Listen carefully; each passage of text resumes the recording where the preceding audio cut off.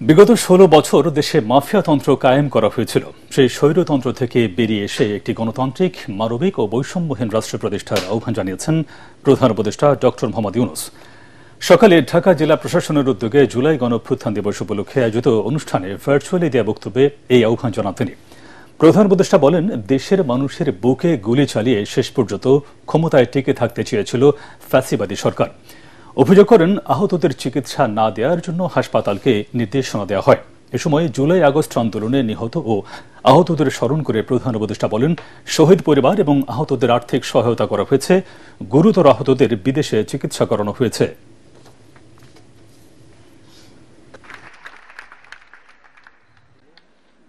গভীর ছাপ রেখে গেছে। আজ আমরা পুরো জাতি একসঙ্গে স্মরণ করছি এমন একদিন যা এদেশের ইতিহাসে গভীর ছাপ রেখে গেছে।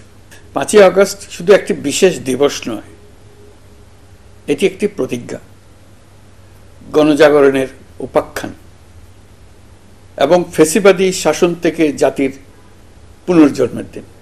16 বছর ধরে ক্রমাগত হতাশায় নিমজ্জিত ছিল সকল শ্রেণীর আহত জুলাই যোদ্ধাদের অগ্রাধিকার ভিত্তিতে বিনামূল্যে চিকিৎসা সেবা দেওয়ার সিদ্ধান্ত হয়েছে। সরকারের পক্ষ থেকে জুলাই শহীদ ও আহতদের জন্য আরও নানা উদ্যোগ নেওয়া হচ্ছে।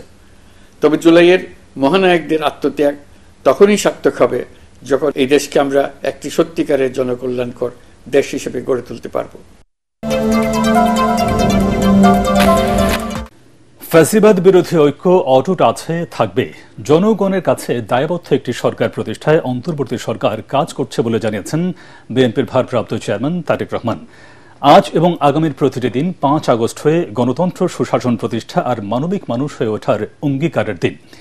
এই অঙ্গীকার বাস্তবায়নের দীর্ঘযাত্রায় দেশের সকল গণতন্ত্রকামী জনগণের সমর্থন ও সহযোগিতা বিএনপি আশা করে বলেও জানান তিনি। জুলাই গণঅভ্যুত্থান দিবস উপলক্ষে দেশবাসীর উদ্দেশ্যে দেয়া বক্তব্যে এসব কথা বলেন তারেক জিয়া।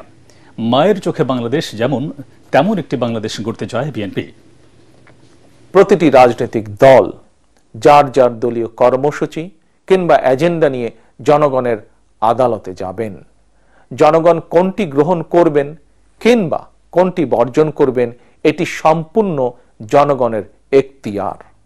এভাবেই প্রতিদিনের রাজনৈতিক চর্চার মধ্য দিয়ে রাষ্ট্র জনগণকে শক্তিশালী করে তুলতে হবে। প্রিয় ভাই ও বোনেরা, স্থানীয় সরকার থেকে আরম্ভ করে জাতীয় সংসদ পর্যন্ত প্রতিটি স্তরে জনগণ যখন সরাসরি নিজের পছন্দের প্রার্থীকে নিজের ভোট প্রয়োগ করে প্রতিনিধি নির্বাচন না করবে, সরকার গঠন কিংবা সরকার পরিবর্তনের ক্ষমতা অর্জন করতে না পারবে, ততদিন পর্যন্ত রাষ্ট্র এবং সরকারে জনগণের ক্ষমতা প্রতিষ্ঠিত হবে না। 5 আগস্ট বা 36 জুলাই বাংলাদেশের ইতিহাসের বাঁক বদলের এক ঐতিহাসিক দিন। 24-এর এই দিনে ছাত্র জনতার রক্তাক্ত অভ্যুত্থানে দেশ ছেড়ে পালায় স্বৈরাচার শেখ হাসিনা। জনরোষ থেকে বাঁচতে পালিয়ে যায় হাসিনা সরকারের প্রভাবশালী মন্ত্রী, এমপি, দলীয় নেতাকর্মী থেকে শুরু করে মসজিদের খতিব পর্যন্ত। ক্ষমতা আঁকড়ে ধরার চেষ্টায় শেষ মুহূর্ত পর্যন্ত ছাত্র জনতার উপর নির্বিচারে গুলি চালায় স্বৈরাচারের লেলিয়ে দেয়া বাহিনী। সবকিছু ছাপিয়ে বিক্ষুব্ধ জনতার স্রোতে প্রধানমন্ত্রীর পদ থেকে পদত্যাগ করে দেশ ছাড়তে বাধ্য হয় শেখ হাসিনা। স্বৈরাচার পালিয়ে যাবার সেই সময়ের ঘটনা তুলে ধরছেন একরামুল হক সায়েম।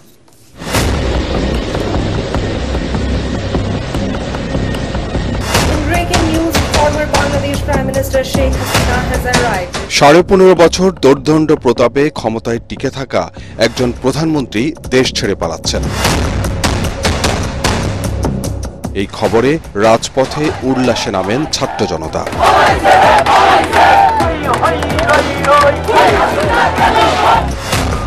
এক যুগ ধরে আয়রন লেডি খ্যাত শেখ হাসিনা ক্ষমতাচ্যুত হয়ে দেশ ছাড়বেন, এমন ঘটনা অনেকের কাছে ছিল অবিশ্বাস্য। বৈষম্য বিরোধী ছাত্র আন্দোলনের লং মার্চ টু ঢাকা কর্মসূচিকে কেন্দ্র করে 5 আগস্ট সোমবার সকাল থেকেই ঢাকার বিভিন্ন পয়েন্টে স্রোত নামে বিক্ষুব্ধ জনতার। স্বৈরাচারের পালিয়ে যাবার খবরে সব স্রোত গড়ায় গণভবন আর সংসদ ভবনের দিকে। শেখ হাসিনার কাছে তার যে স্পেশাল সিকিউরিটি ফোর্সের চিফ তাকে বললেন যে উত্তরার থেকে 5 লক্ষ লোকজন আসছে, আর যাত্রাবাড়ির থেকে 3.5 লক্ষ লোকের মতো আসতেছে, ঢাকামুখী মার্চ হচ্ছে। এই জনস্রোত যদি ঢাকায় এসে এবং যদি গণভবনে আসে, কোনো পক্ষে তাদের পরে গুলি টুলি করে এদের থেকে মুক্তি সম্ভব না। তখন তার একটাই হয়েছে, এখান থেকে চলে যেতে হবে। তারা শেখ হাসিনাকে অলমোস্ট বাধ্য করেন যে এটা ইয়ের জন্য। শেখ হাসিনা এটা শুনবেনই না।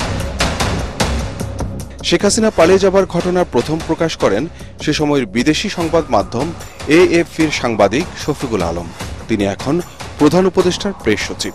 বিস্মিত সেই খবর নিশ্চিত করেন একাধিক সোর্সের মাধ্যমে। এটা খুব একটা রিস্কি একটা বিষয় ছিল। 12:40 পৌনে 12টার দিকে আমি খবর পাই, আমি একজন সোর্সে, গণভবনের এক সোর্স আমাকে বলেন যে শেখ হাসিনা পালিয়ে গেছে, কিন্তু আমার তখন বিশ্বাস হচ্ছিল না। তখন AFP'র যে এশিয়া চিফ তাকে এবং AFP'র যে সাউথ এশিয়া চিফ তাদের দুইজনকে জানাই। তারা আমাকে বলেন যে তুমি একটা সিঙ্গেল সোর্সে তো হবে না, আরও 2-1 জনকে, কেননা যে আমাকে জানিয়েছেন সে বললেন যে তার নাম দেওয়া যাবে না। তো তখন আমি আরও 2 জনের কাছে ইয়ে করে আমি এটা কনফার্ম হওয়ার পরে আমি এই রিপোর্টটা ফার্স্ট ব্রেক করি। ব্রেক করলে যেটা হয় যে সবাই আমাকে ফোন দিচ্ছে যে ইয়ে হচ্ছে কিনা, হাসিনা বলছে পালিয়ে গেছে। যদি না হইতো তাহলে হয়তো কি সে এসে দেখা গেল যে আমাকে অ্যারেস্ট করে আমি 30 বছর 20 বছর। দুপুরে সংবাদ সম্মেলন করে শেখ হাসিনার পদত্যাগ ও দেশ ছাড়ার খবর দেশবাসীকে জানান সেনাপ্রধান জেনারেল ওয়াকারুজ্জামান। আমি আপনাদের কথা দিচ্ছি, সমস্ত হত্যা, সমস্ত অন্যায়ের বিচার আমরা করব।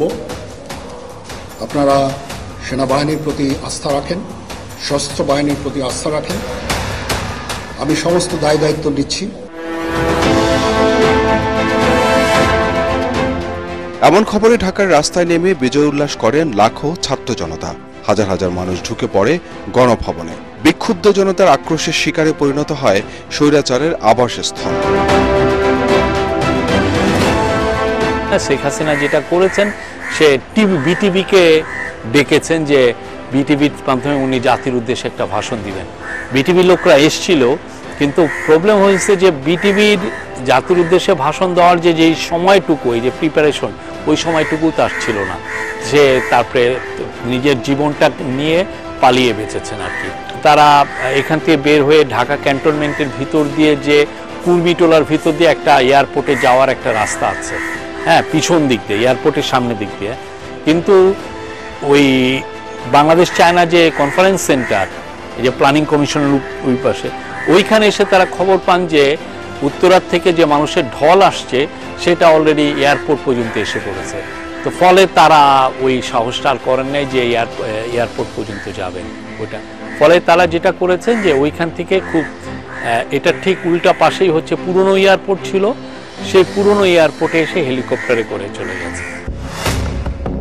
সেনা সদর থেকে বিভিন্ন রাজনৈতিক দলের নেতাদের নিয়ে বঙ্গভবনে যান সেনাপ্রধান জেনারেল ওয়াকারুজ্জামান, সাথে হাজার হাজার উৎফুল্ল ছাত্র জনতা।